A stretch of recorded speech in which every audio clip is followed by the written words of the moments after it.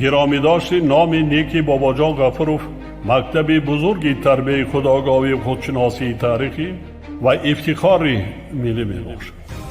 بنابراین ما را ضرور است که خاطره این فرزند فرزانه ملت را پاس داریم، شاه اثر تاجیکان و دیگر آثار بیگزند او را پیوسته آموزیم و از کار و فعالیت فداکارانه‌اش سبق بگیریم. این برای نسل جوان بسیار یک نمونه عبرت است.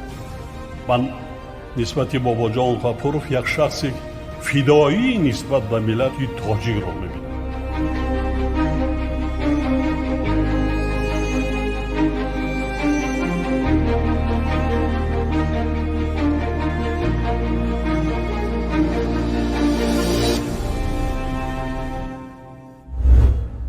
درود شنونده های گرامی، با توجه شما گفتار ادبی از سلسله خوانش بدیعی از روی کتاب تاجیکان اکادمیک باباجان غفورov، نشر مختصری علمی عاموی، راوی هنرپیشه خلقی تاجیکستان قربان صابر. آغاز گفتار 29.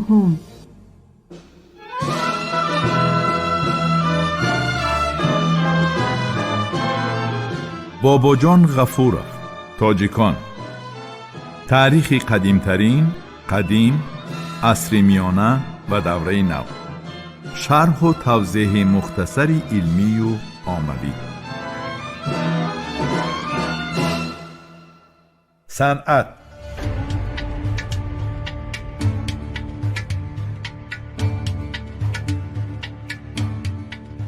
اکادمیک باباجان غفورov در این بخش رواج و رونق صنعت دوره کوشانیان را به طور مفصل بررسی کرده. آن را دوره اوج انکشاف صنعت قدیمه آسیایی میانه نامیده است. صنعت این دوره در شکل‌های گوناگون، پیش از همه صنعت مونومنتالی، رسامی، مجسمه سازی، نمودهای خردتر آن، هیکلچه سازی از سفالات، صنعت عملی، زرگری و غیره تجسم می گردد.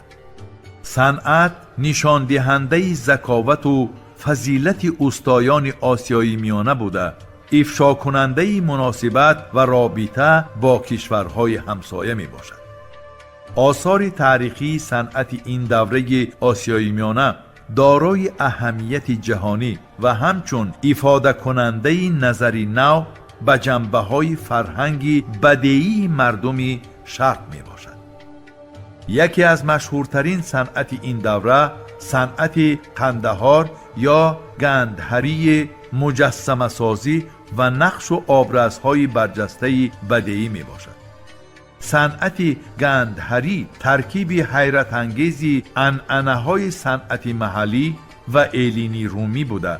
در شمال و غرب هندوستان، افغانستان امروزه و جنوب آسیای میانه پهن گردیده بود. در تحقیق و آموزش تاریخ این صنعت عالمان زیاد شناخته از قبیل ا. فوشه، بنیادگذار تحقیق این ساحه، د. مارشال، ب. راولند، ا. کوماراسوامی، ای. لاهویزنده لیو، گ. اینگال و د. شلومبرژ نقش بارز گذاشتند. مخصوصاً خلاصه شلومبرژ خیلی جالب است که در زمینه تحقیقات باستانشناسی اصرار میکند که در تشکل صنعت قندهاری عنصر یونان و ایرانی از جمله یونان و باختری نقش بزرگ دارد. تحقیقات باستانشناسی آسیایی میانه نیز دایر به موجودیت صنعت خاص باختری مواد فراوان دادند. در خالچیان و حیرتان نمونه عالی صنعت باختری زمان کوشان یافت گردیدند. در سوغد و پارت و خوارزم هم مکتب‌های بدیعی خاص خود موجود بودند.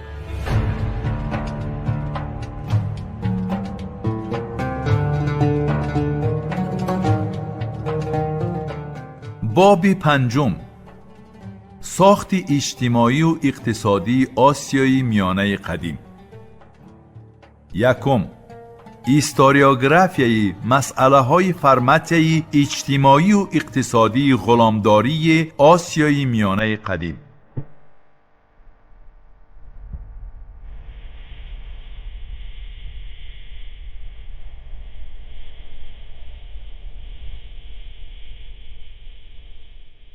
در این زیرباب اکادمیک باباجان غفوروف اساساً به مسئله های نظریوی پیش از همه تاریخ آموزشی مرحله های تاریخی مملکت های شرق نقش آنها در تاریخ بشریت بیشتر توجه نموده است. از بس که ایدئولوژی حکمران زمان تألیف کتاب طلب می نمود که پژوهش تاریخ و مسئله های اجتماعی و اقتصادی محض در پایه ایدئولوژی مارکسیستی انجام یابند، اکادمیک باباجان غفوروف نیز در همین روش و موافق به همین طلبات نظر خود را انشا نموده است.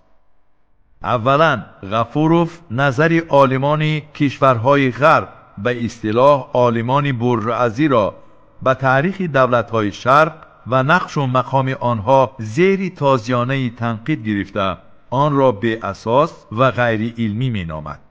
تأکید می شود که مورخان به اصطلاح بورژوازی منظره حقیقی تاریخ را تحریف نموده ادعا می کنند که خلق‌های شرق از ابتدا خفا مانده بوده، در شرق یگان وقت رشد و پیشروی نبود. از دوره های تأسیس اولین دولت مصر و بین النهرین تا روزهای ما در شرق مناسبت های فیودالی وجود داشتند. اما نظر عالمان شوروی به این مسئله کاملا دیگر است. تأکید می نماید باباجان غفوروف و برای تقویت سخنان عالم شناخته اکادمیک فی آلدنبورگ را می آورد. ما خلقها و مملکتها را به خلق و مملکت‌های به همدیگر مقابل و هر یکی را به طرز خود آموخته شونده جدا نمی کنیم.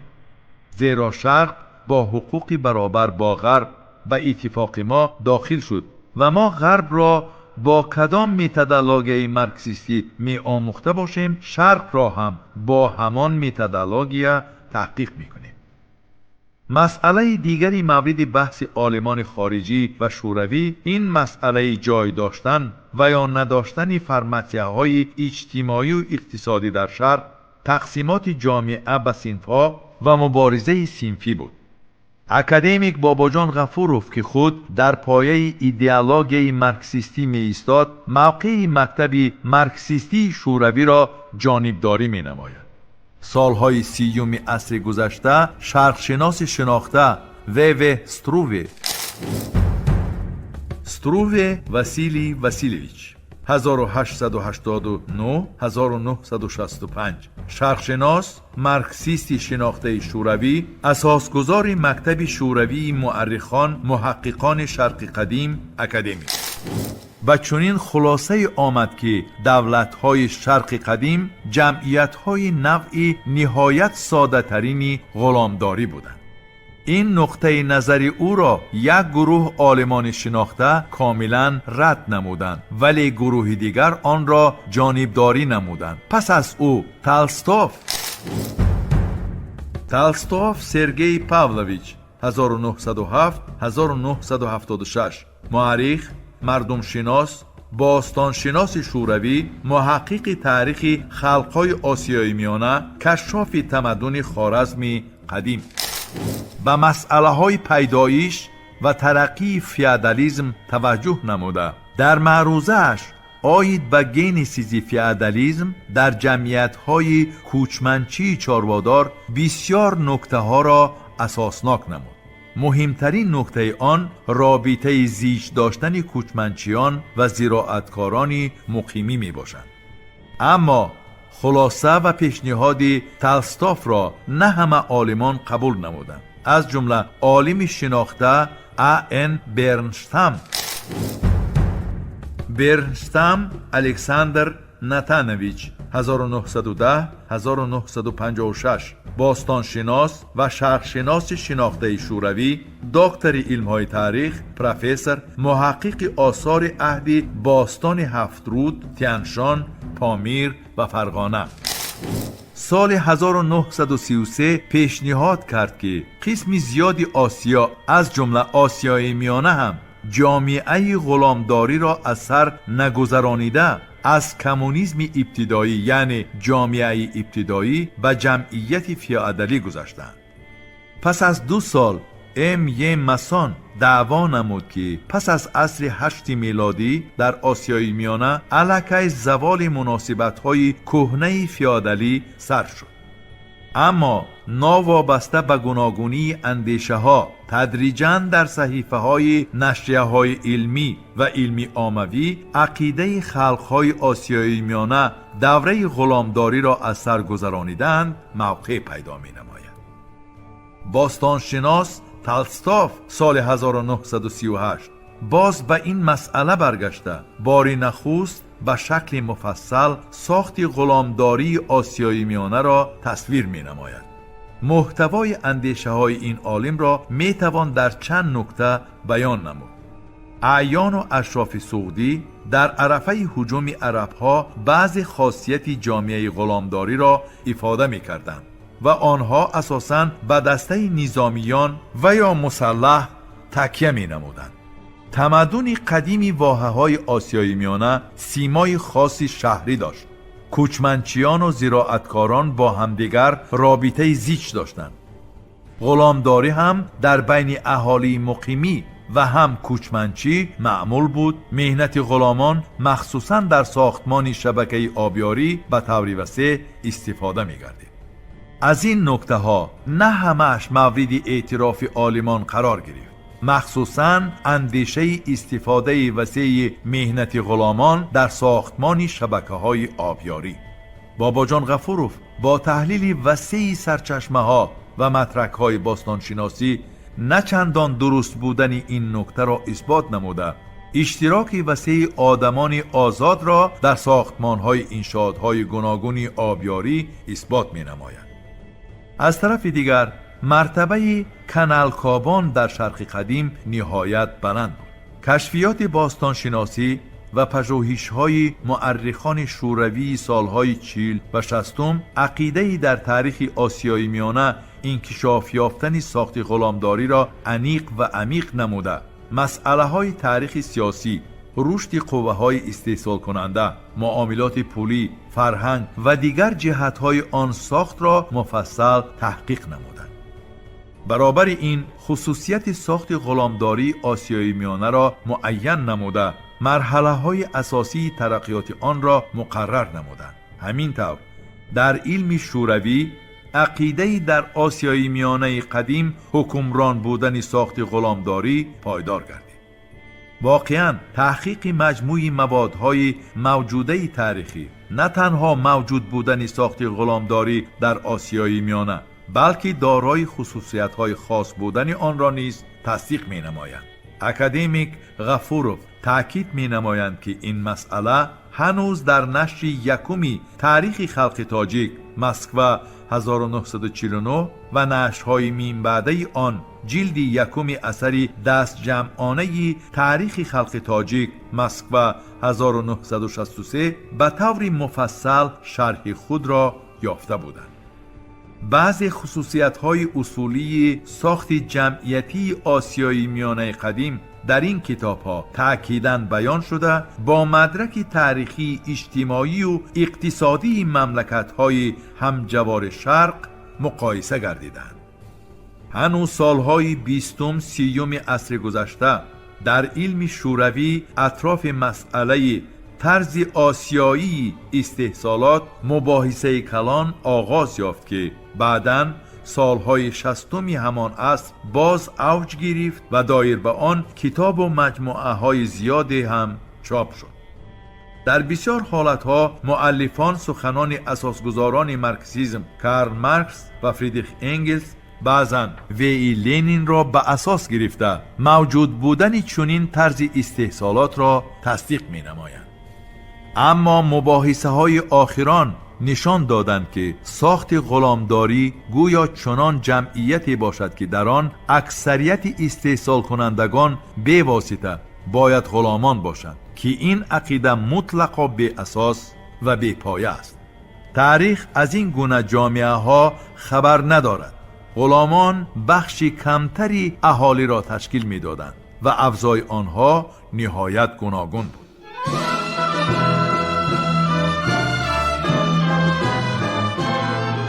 باباجان غفوروف، تاجیکان. تاریخ قدیمترین قدیم، عصر میانه و دوره نو. شرح و توضیح مختصری علمی و عاموی.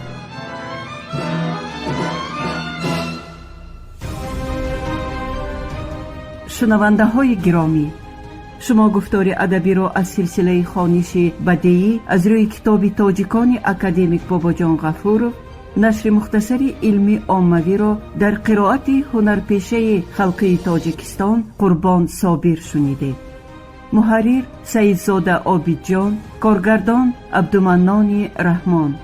این گفتار سال 2024 ثبت شده است. انجام گفتار 29. آموزش کتاب تاجیکان جوانان ما را هشدار می دهد که نیاگان فرزانه ما در مسیر تاریخ چی جایگاه مقدس داشتند. کتاب تاجیکان احساس خودشناسی ملی و زیرکی سیاسی را در دل و ذهن جوانان ما تحکیم می بخشد.